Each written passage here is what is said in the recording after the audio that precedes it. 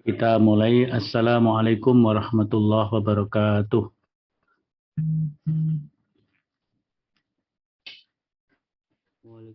Apakah suara saya bisa diterima? Bisa, Ustaz. Karena jawabannya nggak terdengar dari tempat saya. Saya ulangi. Assalamualaikum warahmatullahi wabarakatuh. Waalaikumsalam warahmatullahi wabarakatuh. Baik, untuk hari ini kita terpaksa kita ajukan perkuliahannya karena pada hari ini saya ada tugas di program doktor PAI, Fakultas Agama Islam kita. Ada dua ujian, yang satu ujian kelayakan disertasi untuk menuju nanti ujian tertutup. Kalau sudah dianggap layak, maka dia melakukan perbaikan-perbaikan, kemudian diajukan untuk ujian tertutup. Kemudian yang kedua nanti ada ujian tertutup. Salah satu mahasiswa S3 kita untuk memperoleh atau mendapatkan gelar doktor, ujian tertutup yang nanti akan diakhiri bisa ujian terbuka atau berupa pengukuhan apabila yang bersangkutan sudah menulis dan mempublish disertasinya dalam bentuk artikel publikasi dalam jurnal internasional berreputasi, yakni terindeks Scopus. Itu yang sehingga terpaksa kita memajukan perkuliahannya menjadi, harusnya tadi kita jam 6.45 ya, tapi karena jam pertama atau jam 0 saya ada jam mengajar di Pondok Sobron. Nah, itu juga mengalami kemoloran karena memulainya tidak tepat waktu.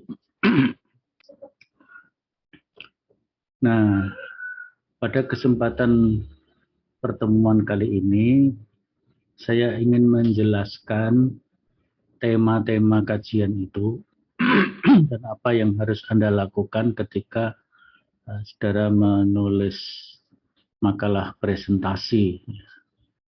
Jadi ada 13 kelompok, nah, sekaligus nanti kita jadwalkan juga, ya. Kita jadwalkan sesuai ketersediaan waktu dalam satu semester ini.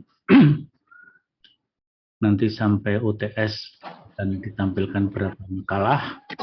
Setelah UTS berapa makalah dan beberapa pertemuan akhir untuk melakukan review dari seluruh materi yang kita yang sudah kita lakukan. Di samping itu, pertemuan-pertemuan sebelumnya yang saya memberikan penjelasan mengenai perkembangan atau pertama kali adalah deskripsi perkuliahan kita. Tafsir Quran Indonesia dan Muhammadiyah itu apa, cakupannya apa. Kemudian pertemuan berikutnya yang kedua adalah tentang perkembangan tafsir di Indonesia atau di Nusantara di awal-awal perkembangan Islam, ya, seperti awal kerajaan Demak, kerajaan Mataram, kerajaan Samudra Pasai di Aceh, dan kerajaan-kerajaan kesultanan Islam di berbagai wilayah atau negara, di berbagai daerah di Indonesia atau di Nusantara. Kemudian juga perkembangan tafsir Al-Quran, khusus kepada tafsir Al-Quran. Kalau sebelumnya agak umum, pengkajian Al-Quran dan juga perintisan tafsir. Yang kedua, lebih kepada fokus kepada tafsir, terutama mulai abad 19, 20, dan abad yang terakhir kita ini, yaitu abad 21. Nah, itu bahan belajarnya terutama melalui jurnal-jurnal ilmiah, ya. Ada jurnal suhuf, tapi bukan suhufnya FAI ya. Ada jurnal suhuf yang diterbitkan oleh Kementerian Agama, yaitu Balai Litbang Kementerian Agama. Terutama lembaga pentaskhih Al-Quran. Ya. Itu menerbitkan jurnal Al-Quran dan tafsir, yaitu suhuf. Ya. Kemudian jurnal-jurnal ilmu Al-Quran dan tafsir yang diterbitkan oleh berbagai program studi ilmu Al-Quran di perguruan tinggi Islam, baik negeri maupun swasta. Maka untuk yang 3 pertemuan yang lalu, saya menugaskan kepada saudara-saudara untuk membuat semacam bedah artikel.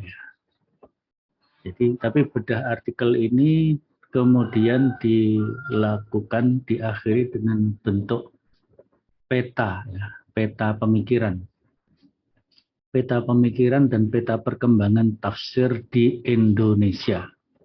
Saudara boleh memilih yang awal-awal, misalnya ketika kerajaan-kerajaan, pada masa-masa kerajaan, seperti Demak, Mataram, Samudra Pasai, nanti di Kalimantan itu ada kerajaan, apa namanya, yang di Kutai Kertanegara, kerajaan Kutai ya, kerajaan Kutai. Yang dulunya adalah kerajaan Hindu, kemudian menjadi kerajaan Islam Kesultanan Kutai. Berada di Kutai Kertanegara sekarang ini posisinya. Kemudian juga mungkin di Makassar, Sulawesi, ada tokoh-tokoh hebat di seperti kerajaan Bone, kerajaan Makassar itu sendiri ya. Kemudian di Mataram atau NTB, Lombok, kerajaan-kerajaan di sana. Dan tentunya adalah di Sumatera ya, ada Samudra Pasai dan kerajaan-kerajaan di Medan ya. Sebenarnya Sumatera Utara, Medan itu dulu ya termasuk kantong Kesultanan Islam ya, tapi oleh penjajah Belanda kan Indonesia ini dipecah-pecah supaya Aceh tidak berhubungan dekat dengan Riau dan Sumatera Barat yang sangat kental Islamnya, maka suku Batak ya, di Sumatera Utara, Batak itu dikristenkan, seolah-olah Batak itu menjadi pusat Kristen, walaupun sebenarnya Islam itu masih berkembang. Seperti misalnya ada raja yang sangat terkenal di Sumatera Utara itu, yaitu Sisingamangaraja.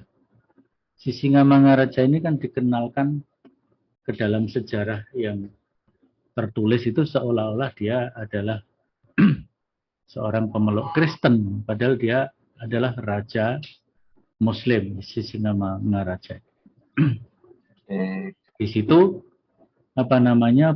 perkembangan kajian Al-Quran dan mungkin memulai tafsir. Kemudian juga ketika tafsir mulai dikembangkan, itu abad 19, 20, dan 21. Nah, silahkan Anda memilih tahapan yang mana, 19 boleh, 20 boleh. Tapi semuanya berdasarkan bedah artikel jurnal ya. Bedah artikel jurnal. Bentuknya saya memberikan kebebasan kepada saudara, jumlah halamannya juga bebas, sifatnya individual. Dan diberi waktu sampai terlaksananya UTS ya. Jadi bedah artikel jurnal dengan memilih salah satu tahapan ya, tahapan pada masa-masa kerajaan,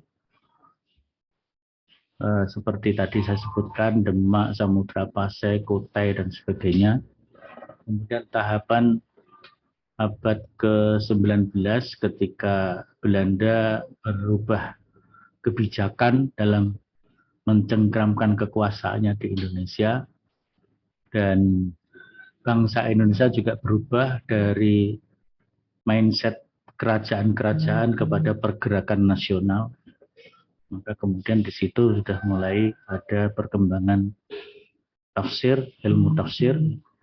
Abad 20 begitu juga ya, abad 20 terutama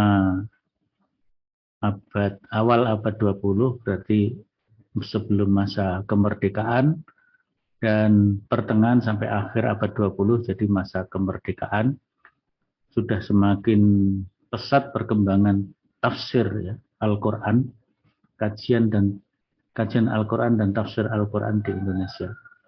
Itu semuanya banyak kita telusur lewat jurnal-jurnal tersebut ya. Jadi yang pertama jurnal Suhuf dari Kementerian Agama, kemudian jurnal-jurnal ilmu Al-Quran yang diterbitkan oleh program studi ilmu Al-Quran dan tafsir di perguruan tinggi Islam negeri dan swasta, termasuk yang kita miliki yaitu KIS ya, jurnal KIS. KIS itu singkatan dari Quran and apa ya? Lupa itu. Dan tafsir studies gitu ya, Quran and tafsir studies yang sudah terbit satu kali secara online juga. Cari saja kata-kata jurnal KIS, nanti akan ketemu. Sudah ada apa di sana? Karena mungkin baru sekali terbit. Tapi juga bisa didukung jurnal-jurnal dari luar Indonesia. Seperti di Malaysia itu ada jurnal Al-Burhan. Ya. Ada beberapa jurnal lagi. Mungkin juga ada jurnal yang berbahasa Arab, silahkan. Ya. Antum cari jurnal berbahasa Arab. Dan jurnal-jurnal yang lainnya yang berreputasi. Tapi di sini, dalam melakukan bedah artikel jurnal, bebas. Ya. Boleh jurnal sudah terakreditasi. Kalau di Indonesia terakreditasi itu ditandai dengan jurnal itu memiliki peringkat Sinta 1 sampai Sinta 6. Jadi yang terendah adalah Sinta 6. 6, 5, 4, 3, 2, 1. Yang tertinggi adalah Sinta 1. Berarti kalau sudah Sinta 1 itu sudah internasional, artikelnya sudah berbahasa internasional, kebanyakan bahasa Inggris, sebagian ada bahasa Arabnya. Seperti kalau jurnalnya UIN Jogja itu full bahasa Inggris, Surabaya juga full bahasa Inggris. Kalau jurnalnya UIN Jakarta, namanya Studia Islamika, itu bahasa Inggris dan sebagian ada bahasa Arabnya. UIN Salatiga juga Sinta 1 dan internasional, bahkan itu memiliki prestasi yang cukup tinggi. Scopusnya T1 ya. Itu yang menarik. Walaupun itu jurnal studi Islam secara umum, tapi ada beberapa artikel tentang Al-Quran dan tafsir Al-Quran. Yaitu tugas saudara bebas, berbentuk narasi makalah boleh, berbentuk konsep map juga boleh, berbentuk infografis juga boleh, berbentuk bagan juga boleh, halamannya juga bebas, dan dikumpulkan pada saat menjelang UTS, ya, menjelang UTS, jadi waktunya cukup lama. Nanti ketika UTS atau pertemuan sebelum UTS akan saya berikan tempat untuk mengupload tugas bedah artikel untuk meneliti tentang perkembangan kajian Al-Quran dan tafsir di Indonesia atau Nusantara mulai masa-masa kerajaan Islam, kemudian pergerakan nasional di abad 20-an ya. Kemudian juga masa kemerdekaan. Nah itu ya. Nah, kemudian saya ingin menjelaskan tema-tema yang sudah Anda pilih ya. Ada 13 tema itu.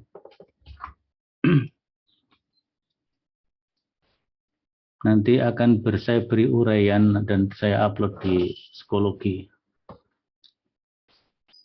Sekarang baru penjelasan lisan dulu.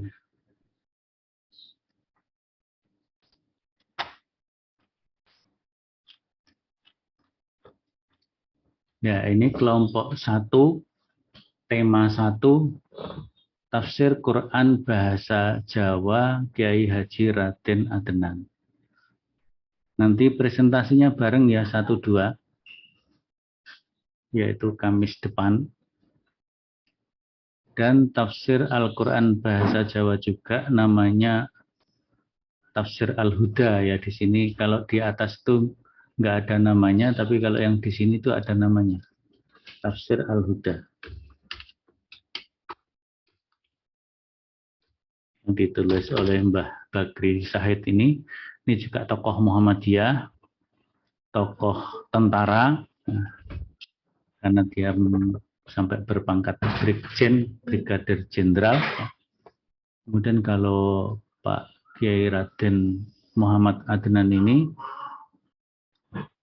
dia tidak mengikatkan diri dengan organisasi tertentu, pernah menjadi rektor IAIN Yogyakarta, sekarang UIN. Bakri Syahid juga begitu, sama pernah jadi rektor di sana.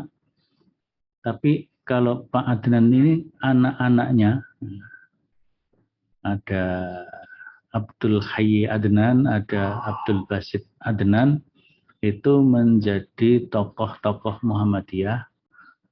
Kalau Hayy Adnan itu di Yogyakarta, kalau Basit Adnan itu di Surakarta. Itu putra-putranya menjadi tokoh-tokoh Muhammadiyah, itu Kiai Haji Raden Muhammad Adnan. Nah, dalam konteks ini Anda tidak sekedar mengungkap apa itu tafsir bahasa Jawi Kiai Haji Raden Adnan, dan juga apa itu tafsir Quran bahasa Jawa Al-Huda karya Bakri Syahid. Tidak sekedar menjelaskan eksistensi dua kitab tersebut, tapi juga sekaligus ada fokus tema. Misalnya kalau Kiai Haji Raden Adnan, karena beliau ini adalah pengulu Keraton Surakarta, jadi termasuk keluarga tafsir Anom, maka mungkin bisa dikaitkan dengan apa namanya, moral ya, akhlak. Tafsir Al-Quran bahasa Jawa Kiai Raden Adnan dalam pendidikan akhlak di Jawa, terutama Jawa Tengah. Pendidikan moral Jawa, moral akhlak Jawa. Jadi tafsir Al-Quran dikaitkan dengan pembinaan akhlak. Itu saya kira bagus kalau Kiai Haji Raden Adnan. Jadi nanti apa namanya, dicari kitabnya ini, tafsir Basa Jawi Kiai Haji Raden Adnan ini ya. Walaupun agak sulit mungkin karena nggak tahu dicetak lagi apa tidak, tapi di perpustakaan ada ya, di perpustakaan pusat itu ada, di perpustakaan Radio Pustoko insya Allah juga ada, di Museum Radio Pustoko itu juga ada di komplek Sewedari sana itu. Jadi nanti dikaitkan dengan akhlak, pendidikan akhlak ya. tafsir Al-Quran bahasa Jawa, Kiai Raden Adnan, dan pendidikan akhlak. Maka ayat-ayat yang berkaitan dengan akhlak itu menjadi contohnya. Nah, kemudian kalau Pak Bakri Syahid ini, dia sebagai seorang militer, menjadi seorang manajer, mungkin bisa dikaitkan dengan kepemimpinan. Jadi, tafsir Al-Quran bahasa Jawa, Al-Huda, Bakri Syahid, dan konsepnya tentang kepemimpinan. Misalnya seperti judulnya, silahkan nanti dirumuskan sendiri, ya. Kemudian tema yang berikutnya, jadi untuk 1-2 nanti bareng-bareng tampil hari Kamis depan, ya. Dan saudara harus betul-betul menelusur itu kitab tafsirnya, ya. Kalau nggak ketemu-ketemu, bisa ketemu saya di kantor, di ruang dekan itu saya letakkan fotokopi buku tafsir Al-Huda. Kalau mau pinjam boleh, selesai segera kembalikan, nanti bisa dipakai yang lain, dipinjam yang lain. Kemudian tafsir Quran bahasa dan budaya Sunda.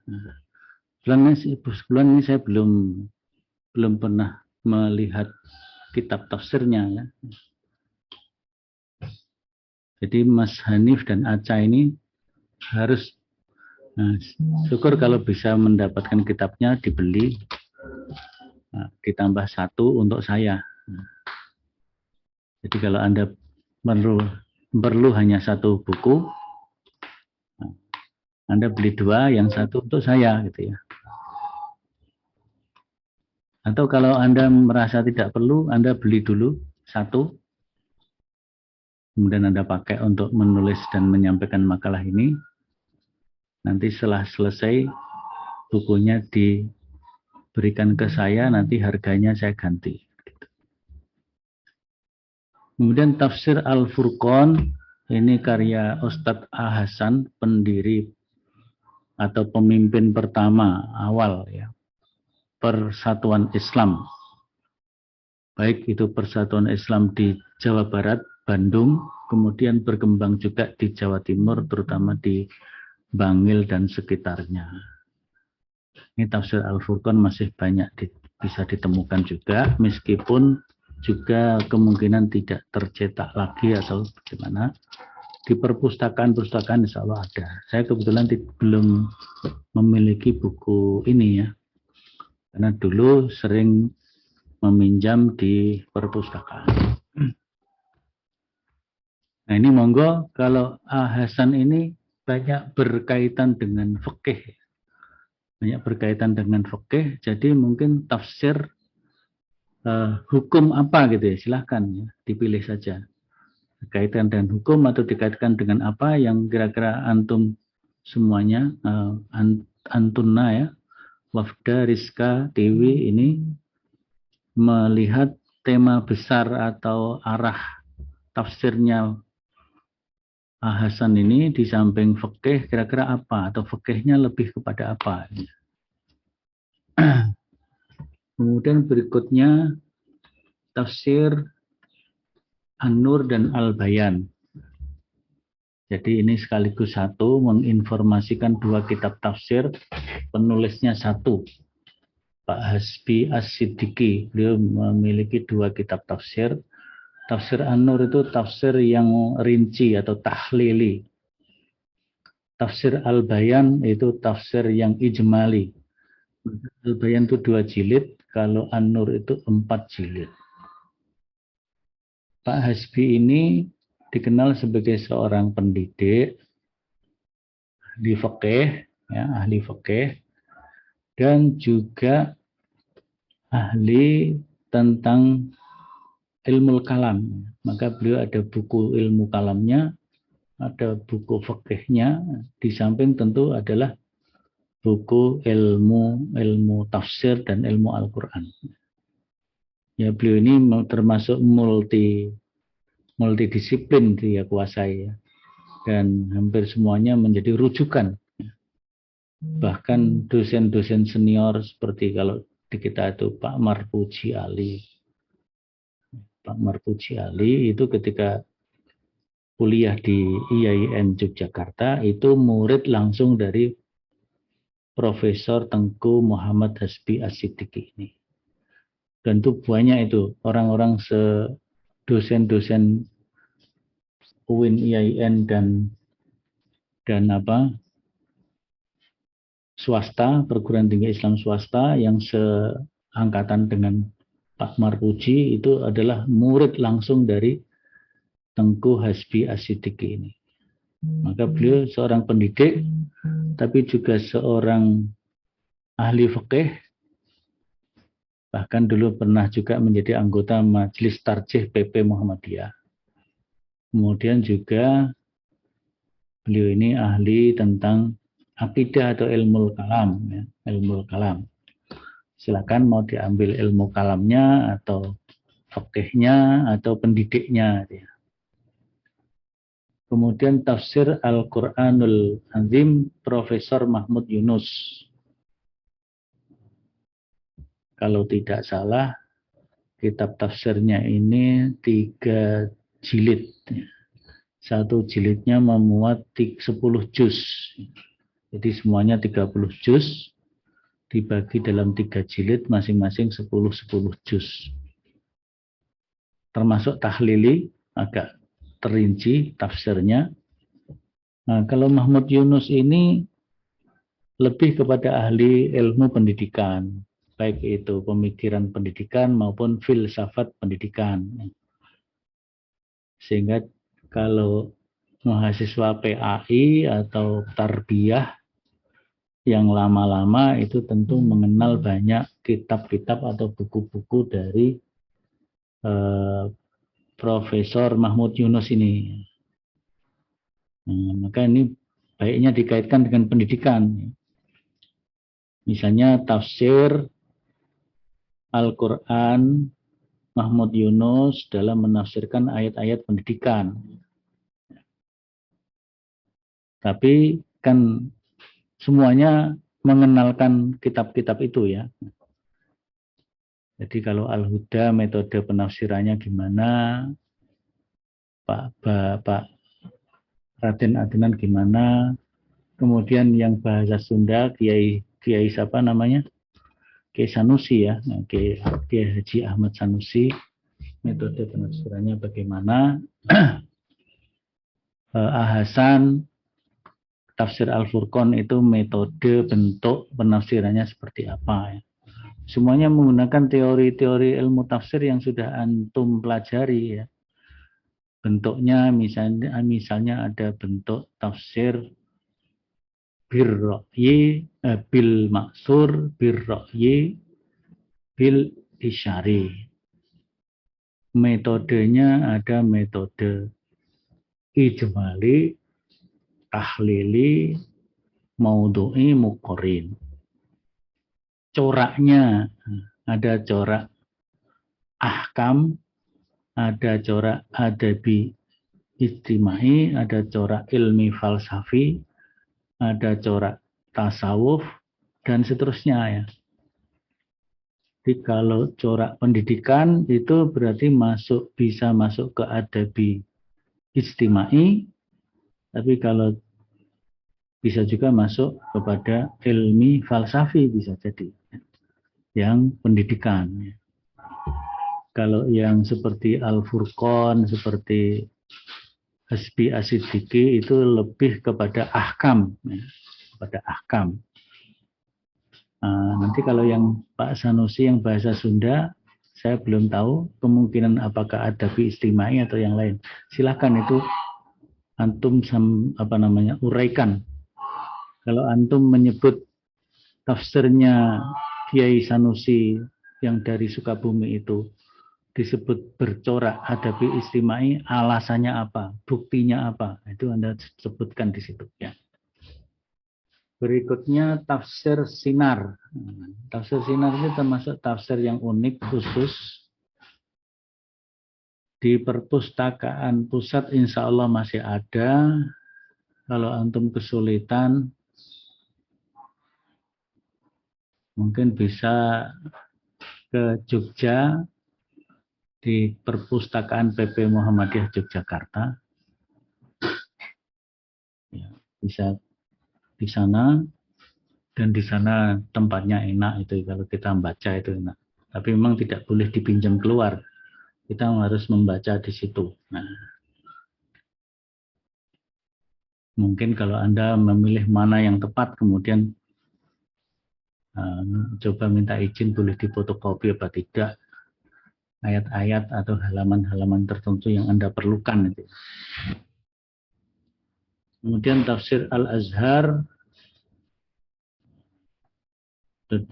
tadi misalnya Mahmud Yunus dikaitkan dengan pendidikan. Tafsir Sinar ini Buya Malik Ahmad ini orang yang apa ya, sangat-sangat mendalami akidah.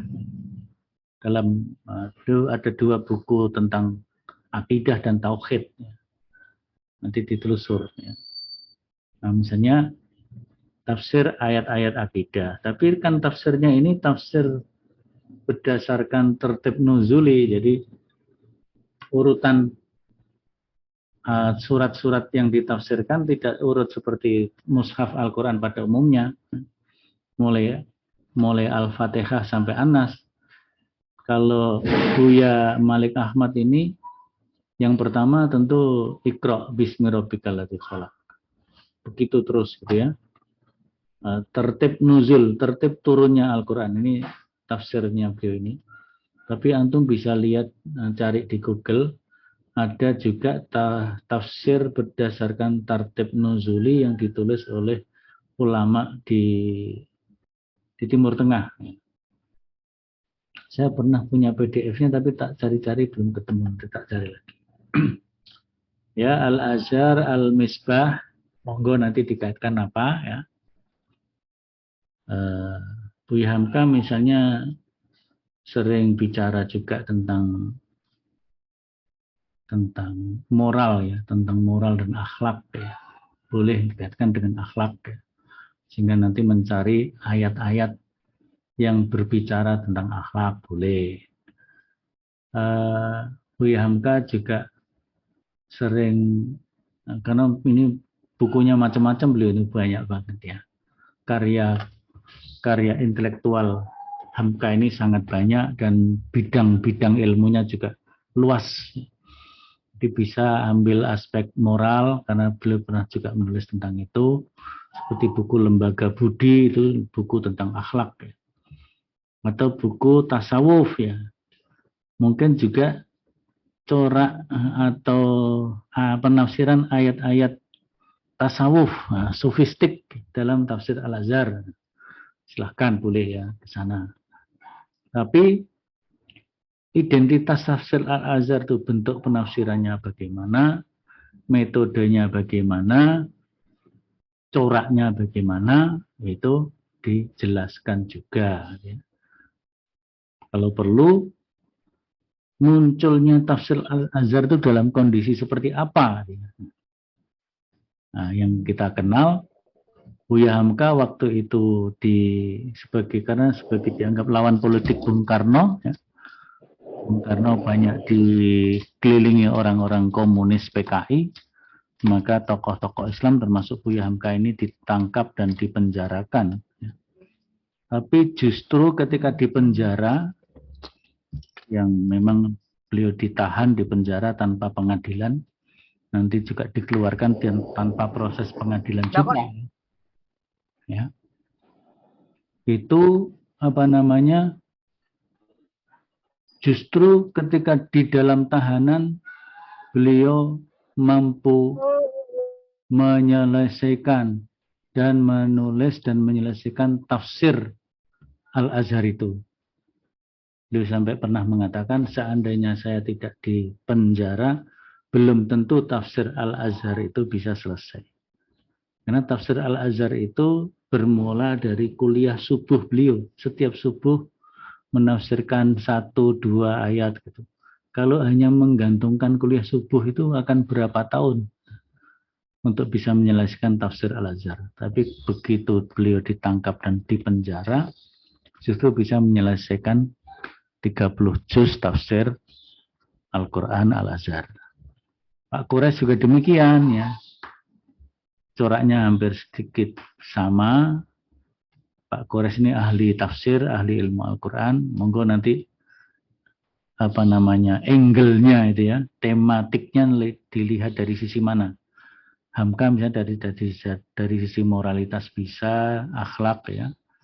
Beliau juga pernah menulis kedudukan perempuan dalam Islam, mungkin ayat-ayat tentang perempuan boleh juga ya. Kalau Al-Misbah Pak Kures ini nanti diambil dari sisi apa gitu ya, monggo silahkan. Beliau banyak bicara tentang hubungan antar umat beragama, boleh. Tafsir ayat-ayat tentang hubungan antar umat beragama dalam tafsir Al-Misbah Kures Shihab, gitu ya. Silahkan Mas Faris, Farisa, dan Fakhrul Ani ini mau ambil apa ya. Pak Kures juga sering membahas tentang hukum fikih ya. Misalnya beliau pernah menyebutkan jilbab tidak wajib menurut beliau. Nah, bisa jadi Anda menafsirkan, mengkaji ayat-ayat tentang jilbab di sana. Misalnya surat An-Nur ayat 31, surat Al-Ahzab 59, surat apalagi, ayat apalagi silahkan. Bagaimana Pak Kures menafsirkan itu? Pak betul beliau berpendapat jilbab tidak wajib, misalnya gitu ya. Tapi profil tafsir Al-Misbahnya dijelaskan. Bentuknya apa, metodenya apa, coraknya apa, dan seterusnya. Termasuk sejarah penulisan tafsirnya. Nah, kalau nggak salah tafsir Al-Misbah ini beliau selesaikan ketika beliau menjadi duta besar Indonesia untuk negara Mesir. Duta besar itu kan mungkin pekerjaannya nggak terlalu banyak ya, sehingga banyak bisa menulis. Banyak seperti Pak Hajrianto Yetohari, Ketua PP Muhammadiyah yang sekarang menjadi Dubes di Libanon itu, banyak karya-karya bukunya ketika beliau bertugas menjadi Dubes, karena ya tugasnya sifatnya apa ya, mungkin secara teknis tidak terlalu banyak gitu ya. Nah, kemudian tafsir Al-Quran Kemenak, ini ada dua ya tafsirnya. Ada tafsir yang tahlili ya. Sebenarnya kalau Kemenak itu malah ada 3 ya. Kalau Pak Kures ada 2, yang ijmali ada, yang tahlili ada. Yang ijmali namanya Al-Lubab. Kemudian kalau Kemenak itu 3 macam tafsirnya. Ada tafsir yang singkat ijmali, saya lupa namanya. Kemudian ada tafsir yang tahlili, tafsir Al-Quran Kementerian Agama, judulnya seperti itu. Dulu Depak. Semuanya ada itu di dalam di web ya, PDF-nya ada. Jadi kalau nggak punya bukunya, susah cari bukunya, buka PDF-nya ada. Itu bisa saya tunjukkan alamat PDF-nya itu. Ini yang tahlili, yang tematik juga ada. Ya, tematik juga ada. Bentuk PDF-nya juga ada. Kalau belum punya kitabnya ya. Tapi kalau sudah punya kitabnya, monggo. Kitabnya itu, kalau yang tematik ini kalau nggak salah 8 jilid. Kalau yang ini 11 jilid. Versi yang saya punya itu 11 jilid. Ada yang mukadimahnya, ada kemudian 10 jilidnya, yaitu per jilid 3 juz. Per jilid 3 juz, 30 juz ditambah 1 mukadimah. Kemenak ya, 10-11 ya. Nanti kita jadwalkan, mungkin ada yang satu pertemuan 2 makalah, ada yang satu pertemuan 1 makalah. Nah, mungkin yang ketika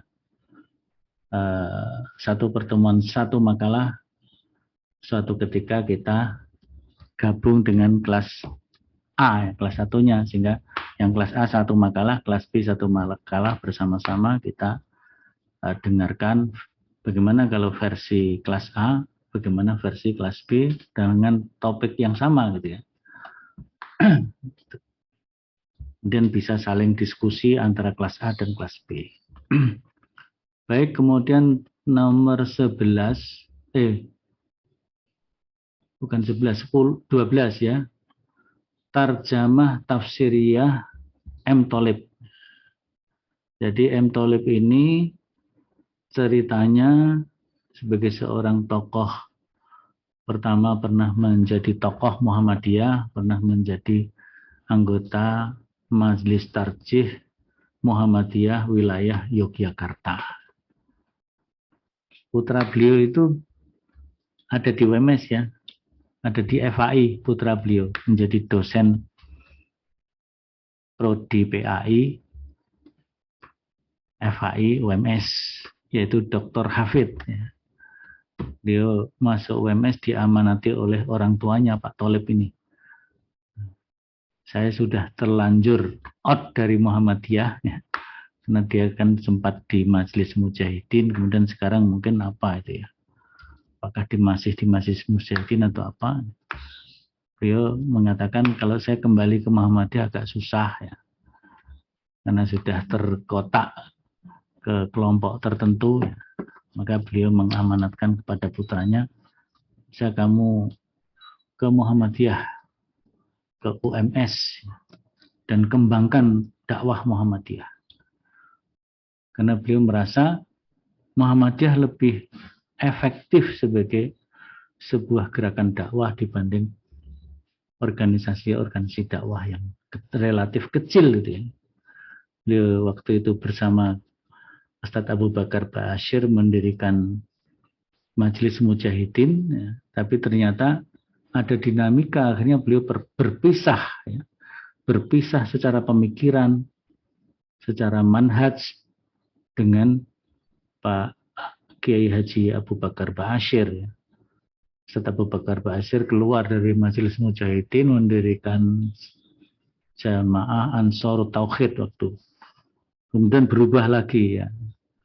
Nah itu menurut M. Tholib tidak efektifnya organisasi kecil, kemudian dinamika tidak terorganisasi dengan baik, perbedaan sedikit mudah menjadi konflik. Nah, maka beliau mengamanatkan kepada anaknya, sudah kamu di Muhammadiyah saja. Muhammadiyah itu lebih efektif, ya. Tidak mudah dilanda konflik. Kalau ada konflik pasti terselesaikan di Muhammadiyah. Maka beliau mengamanatkan. Saudara-saudaranya yang lain, saudara-saudara Pak Tholib ini, yang di Jawa Timur ya kebanyakan di Muhammadiyah dan Persis. Itu tentang tafsir, tarjamah tafsiriyah. Kenapa tarjamah tafsiriyah ini muncul? Karena beliau mengkritik terjemahnya Kementerian Agama. Menurut Pak Tholib, terjemah Kementerian Agama ini terlalu letterlek, ya. Sehingga terjemah itu nggak bisa dengan letterlek, bahasa diartikan kepada bahasa yang lain, harus ada penjelasannya, harus ada tarjamah tafsiriyahnya. Maka supaya tidak salah paham, menurut beliau ya, ini menurut beliau mengkritik ya. Kalau menurut saya tafsir terjemah Kementerian Agama itu ya baik-baik saja. Kalau persoalan ada hal yang kurang tepat dalam penerjemahan itu wajar-wajar saja. Ya. Nah, maka beliau menulis tarjamah tafsiriyah sebagai solusi dari kritiknya terhadap terjemah Kementerian Agama itu. Nanti disilahkan itu apa namanya, kan itu ada 2 jilid, yang satu tipis menjelaskan eksistensi tarjamah tafsiriyahnya, yang kedua yang tebal itu yang terjemahnya. Nanti mungkin diambil topik tertentu juga ya, topik tertentu. Topik tentang apa kira-kira? Beliau itu juga sangat menguasai dalam bidang fikih. Ya. Nah, nanti kalau fikih bidang apa kan gitu ya? Apakah fikih tentang zakat atau fikih tentang sholat, fikih tentang muamalah, muamalahnya muamalah tentang apa jual beli atau yang lainnya, atau tentang munakahat. Ya. Misalnya bicara munakahat mengenai mengenai wanita-wanita yang muhrim, yang mahram, yang dilarang dinikahi, atau tentang wali, atau tentang apa, silakan. Terakhir, tafsir At-Tanwir Muhammadiyah. Tafsir At-Tanwir ini yang sudah terbit dan beredar itu baru jilid 1. Baru jilid 1. Nah, maka dalam menguraikan, ya di dalam kitab tafsir At-Tanwir itu di pembukaan ada beberapa penjelasan mengenai model-model penafsirannya, arah penafsirannya, tujuan dibentuknya tafsir At-Tanwir itu, dan seterusnya. Nah, tapi karena baru 1 juz, Anda mesti menjelaskan ambil di mana gitu ya. Nah, kemudian dikaitkan dengan tafsirnya Muhammadiyah yang lain ya. Ada tafsir juz 1. Nah, dicari itu di Google, nanti akan ketemu PDF tafsir juz 1. Nah, misalnya kalau menafsirkan tentang khalifah, inni ja'ilun fil ardi khalifah, itu tafsir juz 1 dengan tafsirnya tafsir At-Tanwir ini ada kesamaan atau enggak. Itu misalnya mau mengambil tentang penafsiran tentang khalifah. Atau yang lain. Misalnya di dalam juz 1 itu ada pembicaraan atau penafsiran tentang, atau ya ayat-ayat tentang Bani Israel, tentang Bani Israel. Al-Baqarah ini kan tema utamanya tentang sapi ya. Ayat-ayat Al-Baqarah, ayat-ayat sapi ya. Apa namanya? Wa idh qala Musa liqaumihi ya qaum, apa itu, antazbahu baqarah. Kemudian kaumnya qalu atattahizuna huzwa. Kemudian Musa menjawab, qala inni a'udzubika an akuna minal jahilin. Maka mereka kan qalu tu'lana rabbaka yubayyin lana ma hi. Qala innahu yaqulu innaha baqaratun safra'un faqi'un launuha tasurrun nadirin, dan seterusnya ya. Nah, mungkin bisa mengkaji khusus ayat-ayat tentang sapi itu ya. Nah, tapi eksistensi tafsir At-Tanwirnya juga harus disebutkan. Itu ya, apa namanya, penjelasan tentang tema-tema kajian dari tema-tema pembelajaran untuk tafsir Quran Indonesia. Jadi kita mengenal tafsir Quran Indonesia, tapi bagaimana tokoh-tokoh mufasir tersebut, mulai dari Mbah Kiai Muhammad Adnan, Mbah Bakri Syahid, sampai tafsir At-Tanwir dalam memandang satu masalah tertentu. Misalnya tadi kalau Mbah Kiai Adnan memandang akhlak dan sopan santun, nah, misalnya seperti itu. Mbah Bakri Said memandang tentang kepemimpinan yang menurut Quran itu seperti apa. Nanti yang Pak Sanusi monggo apa ya, kan kalau nggak salah tentang spiritual ya, nah, lebih kepada spiritual, ada kata-kata irfannya itu beliau ya. Kemudian kalau Pak Hasan tafsir Al-Furqan mungkin lebih kepada hukum apa gitu ya. Hasbi juga bisa hukum fikih, Muhammad Yunus lebih kepada pendidikan, Malik Ahmad kepada akidah, jihad, perjuangan gitu ya. Kan dia kalau ceramah itu dulu pokoknya jihad ya. Akidah, tauhid, syirik terus ya. Itu yang beliau tanamkan betul ya. Itu mewarnai tafsirnya. Buya Hamka ada sedikit budayanya, peradabannya, pendidikannya, akhlaknya, tasawufnya gitu ya. Pak Quraisy juga begitu, ada ahkamnya, hukumnya ada, tapi juga budayanya ada. beliau sangat luas cakrawalanya. Kementerian Agama tentu karena tim juga akan luas cakrawala penafsirannya, monggo diambil sisi mana. Kalau tematik, ambil salah satu tema yang sudah ada di situ ya. Nggak usah banyak-banyak, satu tema saja. Dari 9 jilid itu ambil tema apa?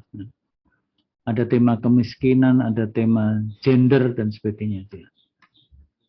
Yang ini juga begitu, Pak Toleb, karena Pak Toleb itu juga ahli fikih, nanti hukum-hukum tentang apa. Katakanlah beliau sering juga menyampaikan tentang kepemimpinan non-muslim, memilih pemimpin non-muslim, mungkin dicari di situ. Al-Maidah atau Ali Imran ya. Yang At-Tanwir monggo ya. Misalnya konsep kafir, konsep khalifah, atau tadi tentang sapi tadi kan, sapi. Bagaimana Bani Israel dengan sapi itu menurut tafsir At-Tanwir. Saya kira itu. Kalau ada pertanyaan silahkan.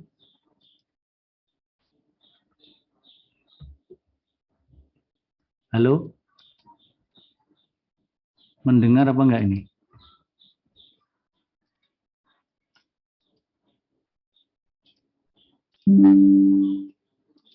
Kok enggak ada suaranya? Belum Ustaz, insya Allah sudah paham. Sudah paham ya. Jadi yang jelas untuk Kamis depan 2 makalah, yaitu makalah tentang Kiai Raden Adnan dan Kiai Bakri Syahid. Berikutnya nanti saya jadwalkan. Nah, ada yang sekali pertemuan itu 2 makalah, ada yang sekali pertemuan 1 makalah, dan ketika 1 makalah kemungkinan kita coba gabung dengan kelas A, sehingga kita bertemu. Ketika diskusi tematik pun bertemu paralel dengan kelas A, nanti 1 makalah dari A, 1 makalah dari B. Bisa jadwalkan seperti itu. Nah, intinya adalah semua kitab-kitab tafsir dijelaskan profil penulisnya, kalau terutama penulis individual. Kalau penulis tim, yang tim itu kan Kemenak sama At-Tanwir miliknya Tarjih Muhammadiyah, yang tim itu. Nah, tinggal dijelaskan saja timnya itu diantaranya tokoh utamanya siapa saja, atau semua tokoh kalau bisa disebutkan juga bagus ya. Jadi melihat tokoh-tokohnya ini, oh ini berarti arah tafsir ini lebih kepada ini. Tapi kalau tokoh-tokohnya ternyata sangat beragam keilmuannya, latar belakang keilmuannya, berarti tafsirnya ini bisa tafsir yang multidisiplin, ya. Multi dan interdisipliner. Apalagi salah satu profil lulusan ilmu Al-Quran dan tafsir itu adalah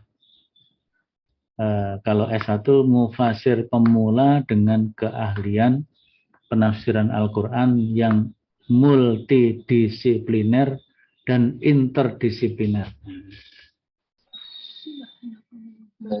Allahumma bihamdika asyhadu an la ilaha illa anta astaghfiruka wa atubu ilaik. Insyaallah jadwal presentasi segera saya share baik di psikologi maupun di grup WA. Kemudian juga penugasan penugasan tadi bedah artikel jurnal juga saya sampaikan poin-poinnya, tapi yang jelas tadi sudah saya jelaskan ya, bentuknya bebas. Baik, kita cukupkan. Assalamualaikum warahmatullahi wabarakatuh. Waalaikumsalam warahmatullahi wabarakatuh. Waalaikumsalam. Waalaikumsalam.